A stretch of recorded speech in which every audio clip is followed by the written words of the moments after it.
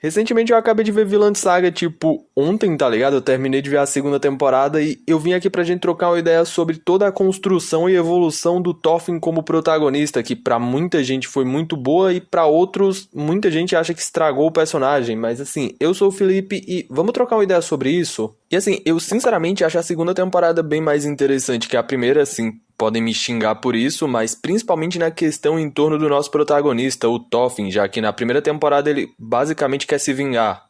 É meio que só isso, esse é o único propósito dele. E essa construção dele de só buscar a vingança fica bem melhor quando se segue a partir da segunda temporada, vulgo o arco da Fazenda Feliz, onde a gente vê literalmente o Toph brincando de Minecraft e farmando madeira. E por isso eu não julgo quem não gosta dessa segunda temporada, tá ligado? Mas fora o papo dele querer se vingar, dele ver somente a vingança dele por causa do que o Askeladd fez com o pai dele, ele luta. É meio que isso, tá ligado? E sim, eu sei que tem toda a construção dele no papo da forma que ele vê o mundo, onde ele basicamente era só um moleque, tá ligado? Sem qualquer noção da crueldade do mundo e acaba levando um soco da realidade e vê o quão cruel e terrível é o mundo, mas isso dura, sei lá, 4 ou 5 episódios. Depois disso, o Thorfinn luta. E ele basicamente passa a enxergar somente a vingança dele, tá ligado? Isso se segue por 80% da temporada. E, tipo, não me leva a mal porque isso tá vindo de alguém que gosta de lutinhas. Não sendo pra menos, eu curto muito Dragon Ball e Baki. Mas, filhão, se vingar passa a ser literalmente a personalidade dele. Tanto que ele passa a fazer tudo que o Askeladd manda pra conseguir um duelo e assim consolidar a vingança dele. Mas, normalmente, o Askeladd manda ele lutar. Não sendo pra menos, o Askeladd consegue ser muito mais interessante que ele. E isso mesmo sendo o antagonista da obra. Filhão, o pai do Thorfinn, um maluco aparece em, sei lá, 2 episódios, consegue ser mais interessante que o Thorfinn.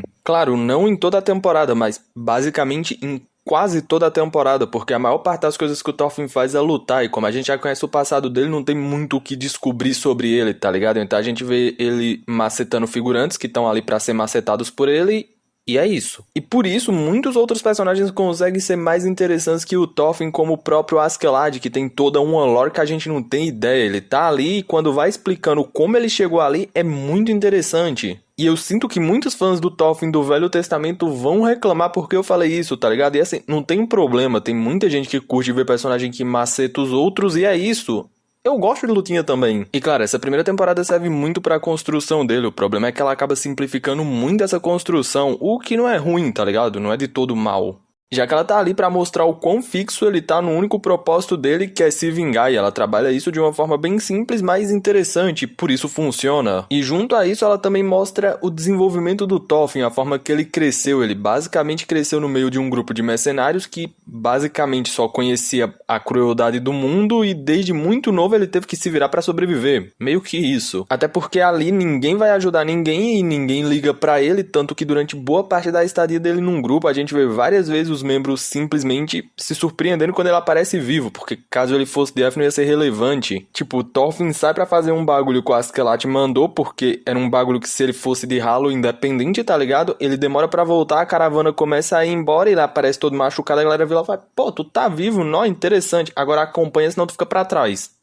A gente vê isso várias vezes. Porque naquele grupo é assim, tá ligado? Ali é cada um por si. Durante todo o tempo que ele passa vivendo lá, ele tem um único objetivo: vingar o pai dele de uma forma que o pai dele não veria como desonrosa, ou seja, em um duelo. Esse é literalmente o único objetivo da vida do moleque. Tanto que quando ele encontra aquele mano lá do barco, sim, eu esqueci o nome dele, vocês já notaram que eu não sou bom com nomes. O maluco literalmente ignora a existência da mãe e da irmã dele, porque naquele ponto ele só tinha olhos pra vingança e nada mais. Só depois da última surra que o Askeladd dá nele, o papo da história dele, inclusive o esculacho que o Askeladd dá no Thorfinn, que ele começa a considerar ir com o mano do barco, tá ligado? Mas é nesse mesmo ponto que ele vê o Askeladd sendo mandado de Vasco pelo príncipe, e aqui entra o primeiro ponto de virada dele, já que no ponto em que ele vai de gigante e não por causa do Thorfinn, ele vê o único objetivo dele, a única coisa que ele perseguiu a vida toda e até mesmo se arriscou pra conseguir ser tirada dele na frente dele sem ele poder fazer nada.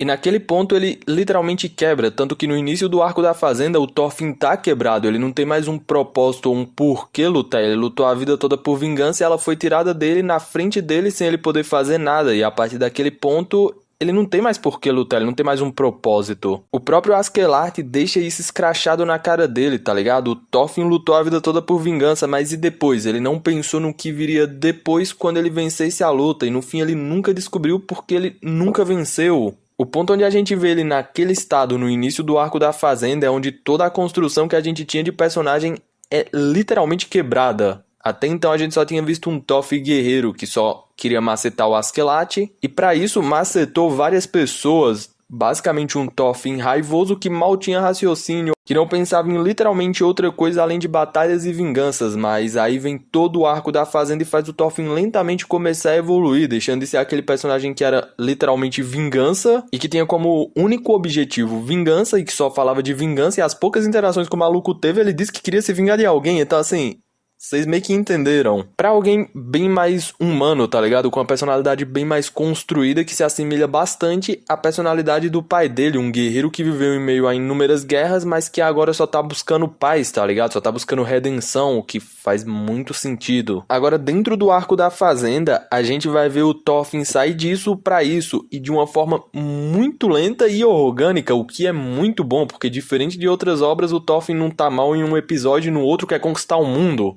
Às vezes até no mesmo episódio. Aqui isso não rola não, tá ligado? É de uma forma bem mais lenta e gradual. O único propósito que ele tinha pra viver foi arrancado dele. Uma cena onde a gente vê bem nitidamente o estado que o Thorfinn tá na interação dele com os capangas do Cobra. Onde ele basicamente questiona o que tem de bom em estar vivo. Isso deixa bem claro o estado que ele tá naquele ponto. Mesmo o corpo dele querendo viver como o Cobra faz literalmente questão de mostrar, a mente dele já tá num ponto que, filhão, já, tá ligado? Quebrou. E além desse estado dele, a gente pela primeira vez tem uma real noção do peso e do impacto de tudo que ele fez no passado tem sobre ele atualmente. Não é como se cada pessoa que ele mandou de Vasco não importasse mais como não importava antes. E assim, ele lentamente vai evoluindo como personagem e ganhando outros objetivos, como conquistar a liberdade dele ou até mesmo aprender a plantar. E sim, parece um bagulho muito chato e sinceramente eu dropei a obra aí, na primeira vez que eu li. Eu não vou mentir pra vocês, tá ligado? Eu realmente dropei a obra nesse arco porque eu achei ele chato. Eu tava naquele ponto, tá ligado? O protagonista bom é aquele que passa o rodo em geral e qualquer traço de personalidade existente além disso é dispensável. Mas sinceramente, a segunda vez que eu li a obra, eu realmente entendi a construção e a evolução que esse arco traz pra ele.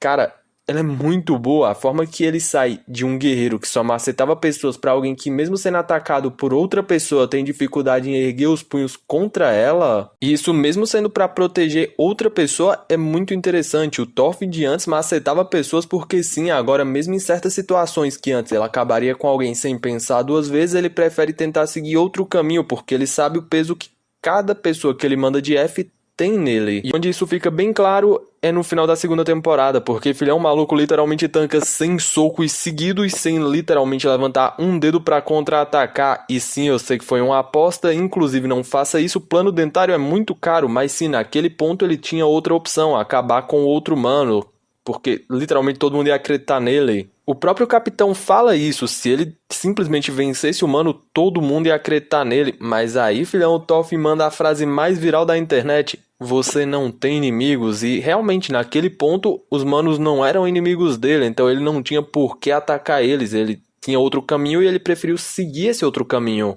Tanto que essa nova forma que ele tem de ver o mundo chega até mesmo a abalar o rei, já que quando ele questiona o que o Thorfinn vai fazer se ele se recusasse a sair da fazenda, ele basicamente diz, pô, eu vou fugir, algo que nem o rei esperava, tá ligado? Como assim fugir? Cadê o orgulho dele de guerreiro? Mas naquele ponto o Thorfinn tem entendido. Existem coisas bem mais relevantes e importantes do que o orgulho de um guerreiro, um paralelo muito grande entre ele e o pai dele, que tá muito presente nesse fim de temporada. A forma que ele evoluiu e passou a ver o mundo é completamente diferente, não sendo pra menos, o homem que ele se tornou impressiona até mesmo o rei, que respeita o Thorfinn pela determinação dele, e não só o rei, todos que estavam ali respeitam o Thorfinn. Tanto que é essa determinação dele que faz o rei retirar os exércitos da fazenda por causa do Thorfinn, e tudo isso sem ele levantar um único dedo. Ele basicamente foi o maior guerreiro do campo de batalha sem nem sacar uma espada. De um cara que literalmente tentou macetar o rei e macetou inúmeras outras pessoas e viu o mundo unicamente como um meio para a vingança dele, para alguém que entende algo além. Que viu que guerras basicamente não levam a lugar nenhum. O real propósito de um guerreiro não tá na guerra,